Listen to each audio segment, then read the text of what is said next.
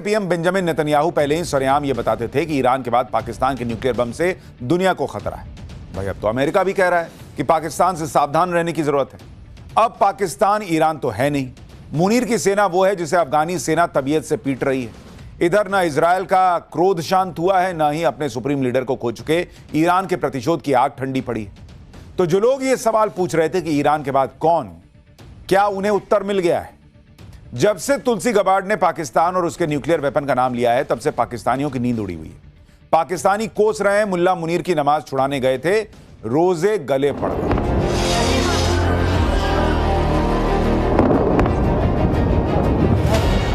Iran की जंग फैल रही है। बारूदी गुबार ने सिर्फ दुनिया के सामने एक बड़े आर्थिक संकट का खतरा नहीं पैदा किया है, बल्कि दुनिया में बहुत तेजी से कट्टरपंथी इस्लामिक उभार और आतंकवाद के विस्तार की नींव भी रख दी है। कट्टरपंथी इस्लामिक संगठन और इस्लामिक आतंकवाद और मुस्लिम ब्रदरहुड वाली लाइन को एक टूल की तरह इस्तेमाल करने वाले पाकिस्तान जैसे देश के लिए ये एक मौके की तरह है।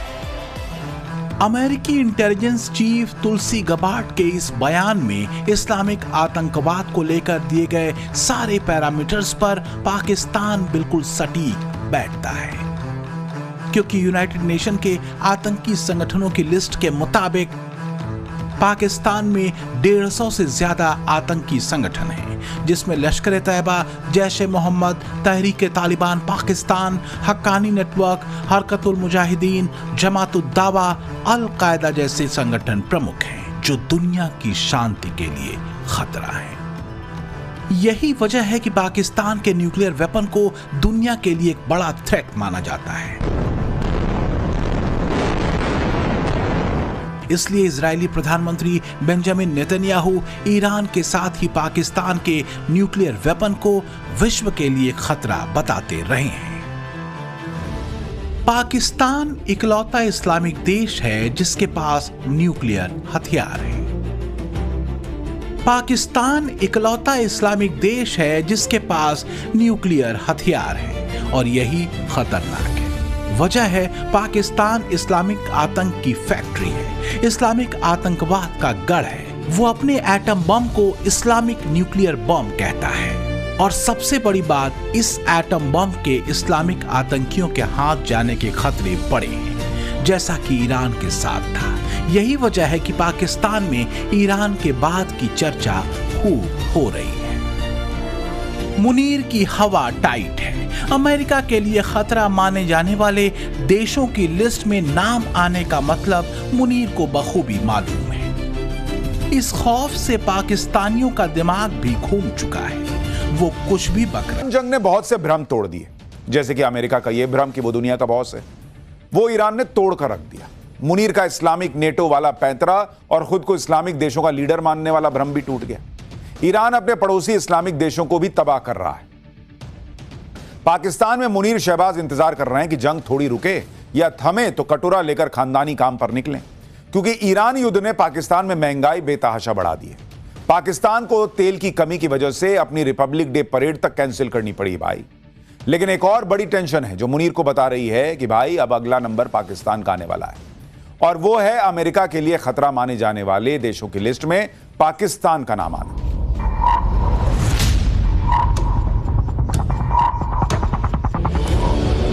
सवाल आगे के हैं। आगे क्या होगा? ईरान को लेकर ट्रंप का 2 सेकंड वाली तबाही का प्लान क्या है?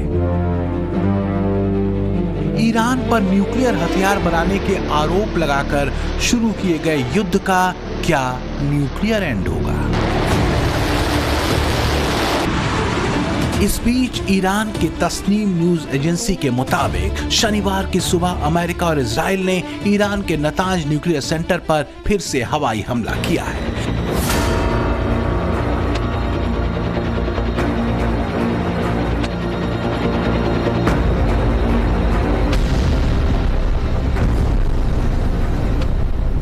हालांकि रिपोर्ट में कहा गया है कि इस हमले में अभी तक किसी भी तरह का रेडियो एक्टिव लीकेज नहीं हुआ है।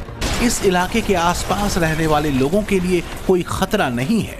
इससे पहले अमेरिका और इजराइल ने पिछले साल जून में भी इस न्यूक्लियर साइट पर हमला किया था। इतिहास का एक सच ये भी है कि आज जो अमेरिका ईरान के न्यूक्लियर प्रोग्राम और साइट्स को तबाह करने निकला है,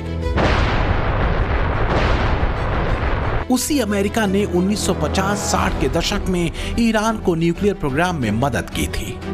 ईरान के परमाणु ऊर्जा प्रोग्राम के सूत्रधार थे तत्कालीन अमेरिकी राष्ट्रपति ड्वाइट डी आइजनहावर।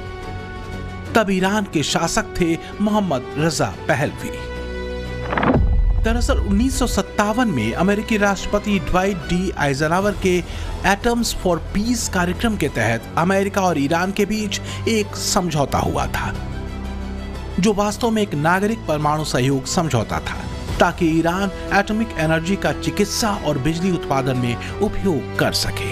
1967 में अमेरिका ने पहला परमाणु रिसर्च रिएक्टर ईरान को दिया। इसके साथ ही रिएक्टर के लिए अत्यधिक समृद्ध यूरेनियम भी अमेरिका ने ईरान को दिया था।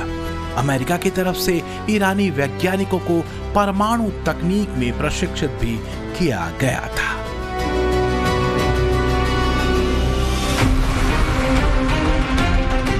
अब सवाल ये उठता है कि ऐसा करने के पीछे अमेरिका का लक्ष्य क्या था? वो लक्ष्य था ईरान को तब के यूएसएसआर यानी रूस के गोल में जाने से रोकना, रूस के प्रभाव को ईरान में कम करना, ईरान को अमेरिका के लिए एक बफर स्टेट बनाना और कम्युनिज्म के प्रसार को काउंटर करना।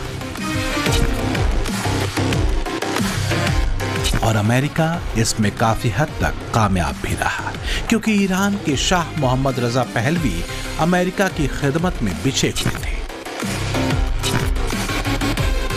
तब तक, जब तक कि 1979 में ईरान में इस्लामिक क्रांति ने उन्हें खदेड़ नहीं दिया।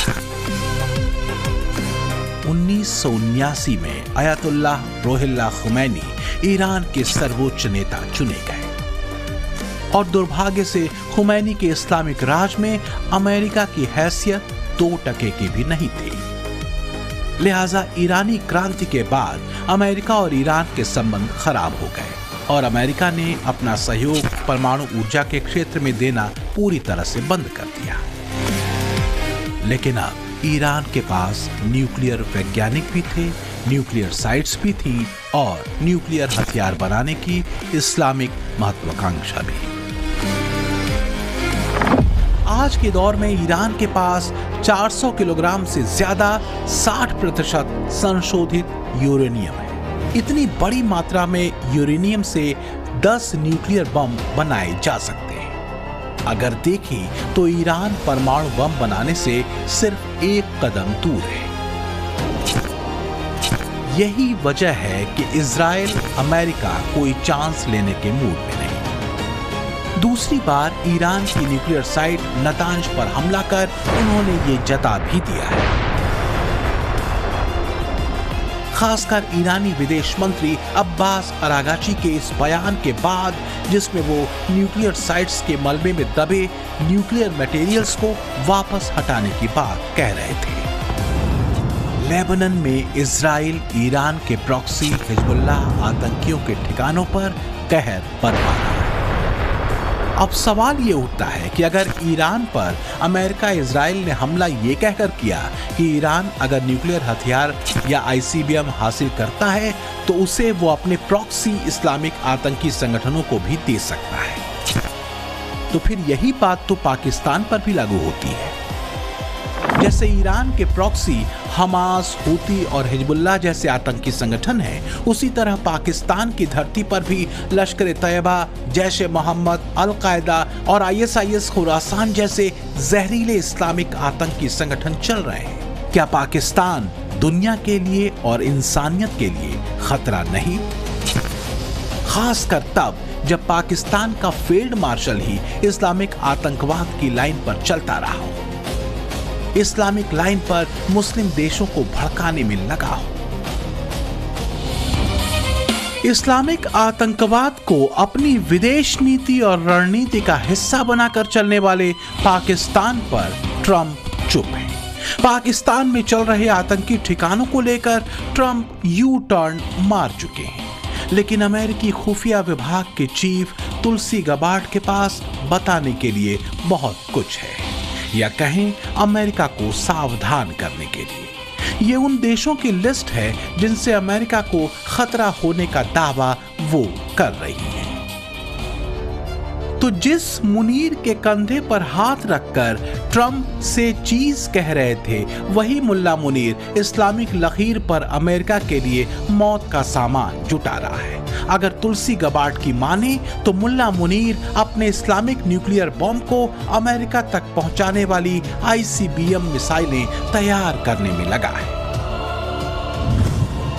तो सच ये है कि बड़बोले और बिगड़ैल ट्रंप ईरान की बर्बादी का लक्ष्य बता रहे हैं, आतंकवाद के खिलाफ काम करने की डींगे हाँक रहे हैं, नेटो देशों से नाराज चल रहे हैं, लेकिन पाकिस्तान से दोस्ती का राग लाप रहे हैं। वो पाकिस्तान जो आतंकियों की जमीन है, जो सरेआम इजराइल और अमेरिका को मुसलमानों का दुश्मन बताते रहे हैं। जो भी हो, पर अमेरिकी इंटेलिजेंस चीफ तुलसी गबार्ड की अलार्मिंग लिस्ट में शामिल पाकिस्तान के नाम ने पाकिस्तानियों की नींद उड़ा दी है। पाकिस्तान में ये बातें तो पहले से ही चल रही थी कि ईरान के बाद अब अपना नंबर है।